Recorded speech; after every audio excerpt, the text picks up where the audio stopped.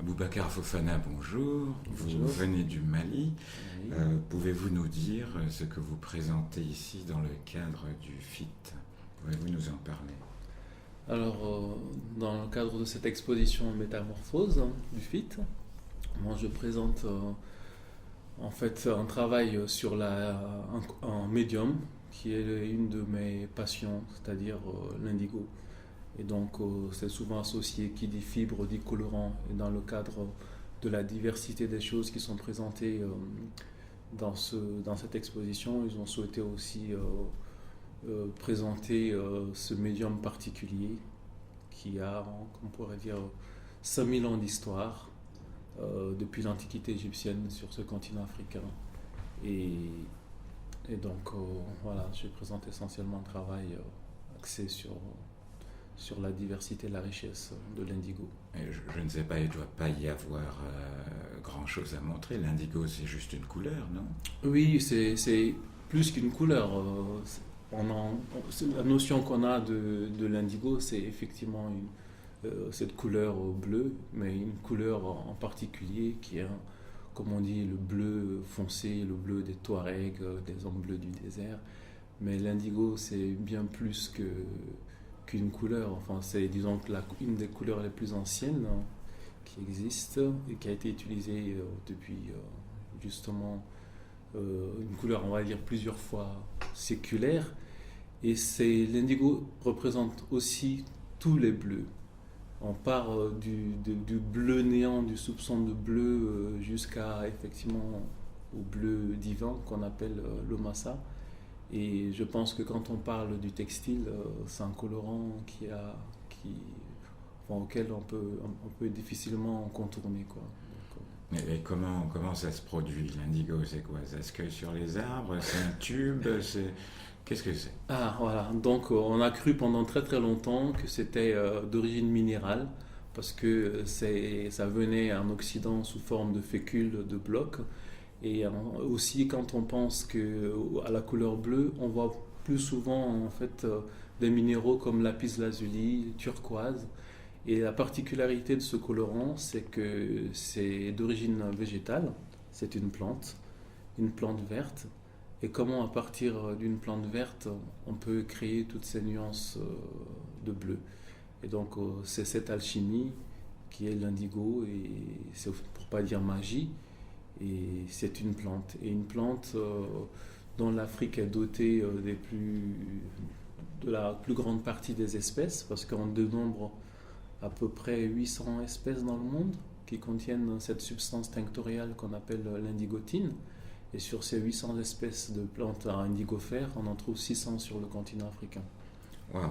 Mais dites-moi, comment on fait? Alors, je ne veux pas trahir Oui.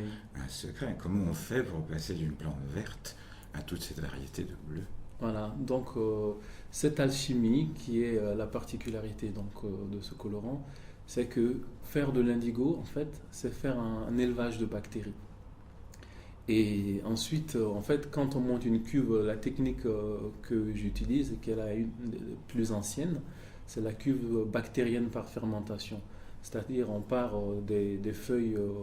Au départ, on peut teindre avec les feuilles fraîches, mais ça demande une quantité très importante d'apport en feuilles fraîches pour pouvoir avoir les couleurs foncées. Et donc, les anciens ont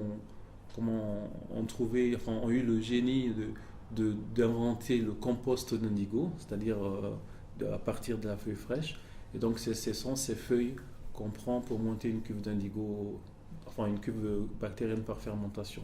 C'est-à-dire qu'on met les feuilles à fermenter dans une solution alcaline, c'est-à-dire une décantation de cendres de bois, pendant une semaine à 10 jours, pour que les enzymes en fait, qui sont dans les feuilles, donc sous l'effet de la fermentation, va créer les bactéries.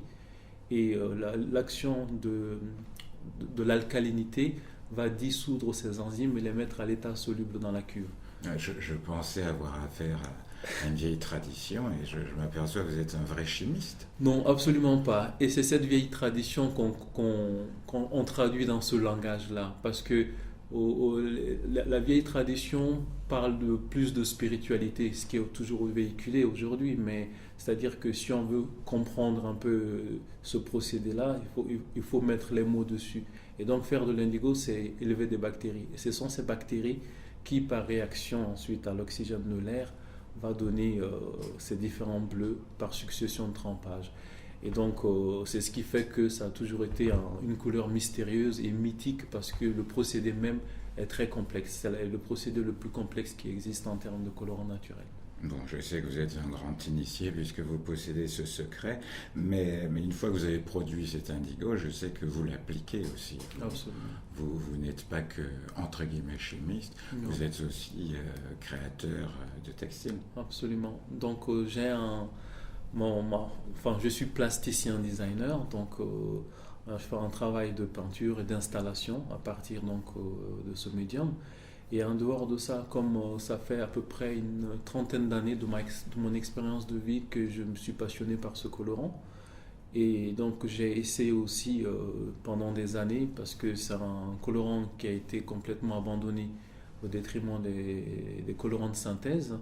Et j'ai essayé de faire une sauvegarde de cette mémoire perdue pendant un certain nombre d'années, pour dire qu'évidemment ça devait cohabiter avec les colorants de synthèse, mais en aucun cas on devait complètement oublier cet héritage traditionnel.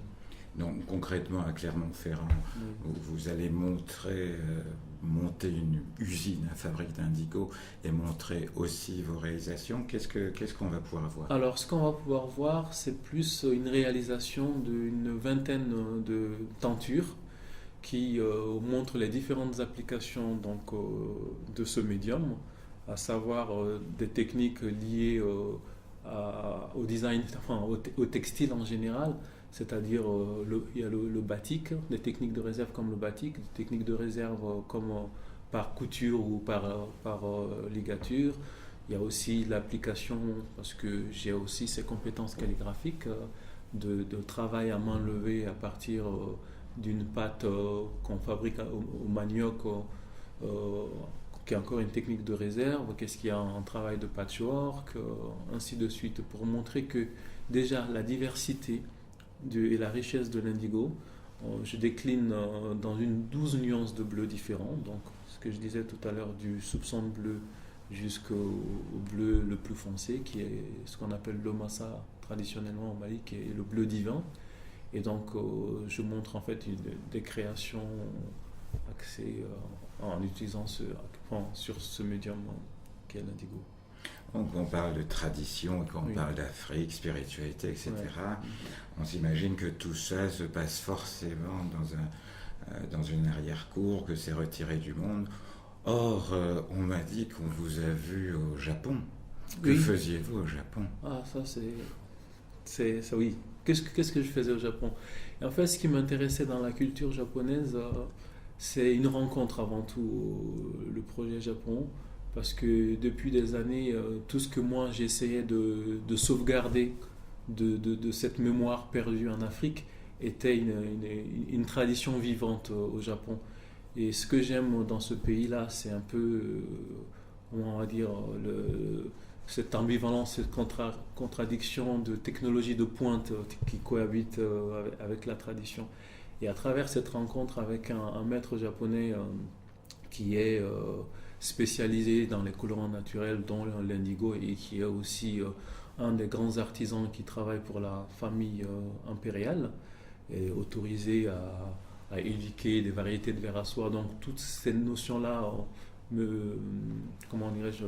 ont suscité de l'intérêt pour moi à partir du moment où ce monsieur m'a dit « Ah, vous faites de l'indigo en Afrique, comment vous faites ?» À travers cet échange, il m'a invité à venir voir comment ça se passait au Japon. Et ça a été en fait quelque chose de, comment on peut dire ça, un projet très intéressant, enfin, on dit très nourrissant pour moi de confronter ma pratique en tant que passionné de l'indigo avec un monsieur qui avait le double ou le triple de mon expérience. Et c'est une passion commune qui nous a réunis à travers ce projet de Sublime Indigo. Est-ce que vous pensez que, en prenant le Sublime Indigo comme exemple, est-ce que ça peut être un modèle pour l'Afrique, cette espèce de synthèse que le Japon semble avoir réussi entre la très haute technologie et une conservation très rigoureuse des traditions. Oui, je pense que si un modèle, ça peut être un modèle très, très intéressant pour l'Afrique en termes surtout de sauvegarde de son patrimoine traditionnel. C'est-à-dire qu'au Japon, on a cette notion de respect pour la tradition. Bon, c'est un pays qui en 50 ans, on va dire, s'est remis sur pied après Hiroshima et Nagasaki, et toute discipline confondue. Je ne parle pas seulement de l'artisanat d'art autour du textile, mais aujourd'hui ils ont réussi à vraiment à sauvegarder avec des distinctions qu'ils donnent à des hommes de métier qui arrivent à un niveau très très élevé au niveau de leur connaissance. C'est la notion de, comment on peut dire ça, de trésor national vivant. Et ces trésors nationaux vivants ont pour objectif, ont pour rôle après, ce sont des gens qui sont presque déifiés parce qu'on a un très grand respect pour ces gens-là. Et leur rôle, c'est de transmettre tout ce savoir à la future génération. Et je pense que comme modèle, l'Afrique pourrait tout à fait bénéficier de... Donc vous avez dû pas mal souffrir de voir les saccages qui ont eu lieu à Tombouctou. Oui, je fais ce parallèle-là avec cet héritage universel qui est les Bouddhas de l'Afghanistan.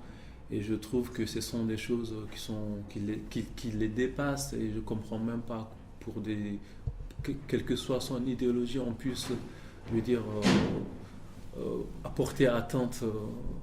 C'est une tragédie, je dirais, pour ce qui s'est passé au Mali par rapport à la destruction des mausolées. Alors, une dernière question. Est-ce qu'il y a un projet dont vous avez rêvé que vous n'avez pas encore réalisé, que vous aimeriez réaliser? Oui, il y a un rêve dans ce sens-là. C'est par rapport à ce patrimoine dont l'Afrique détient une partie très très importante, d'arriver un jour à donner cette notion de ce qu'est réellement l'indigo. Parce qu'aujourd'hui, on est dans un abus de langage par rapport à ce colorant. Donc tout ce qui est bleu, on a tendance à l'appeler indigo. Et en plus, à dire très très souvent que l'indigo, c'est une couleur fugace qui détend. Et ce qui n'est absolument pas le cas de l'indigo 100% naturel. C'est-à-dire tout ce qui est bleu n'est pas indigo. C'est comme un jour quand Yves Saint Laurent a appelé un de ses parfums champagne.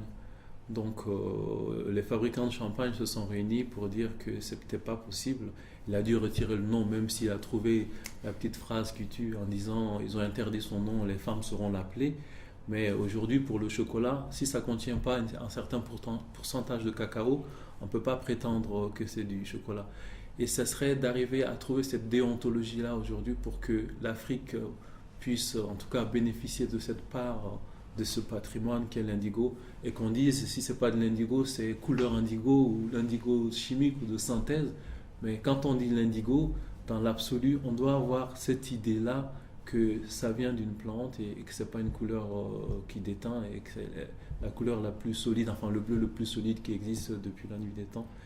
Et j'espère qu'en tout cas, vu que tous les organismes de certification sont des pays du Nord, et que l'Afrique pourra un jour aussi faire valoir cette technologie biochimique qu'est l'indigo, et que ça sera tout à fait aussi accepté.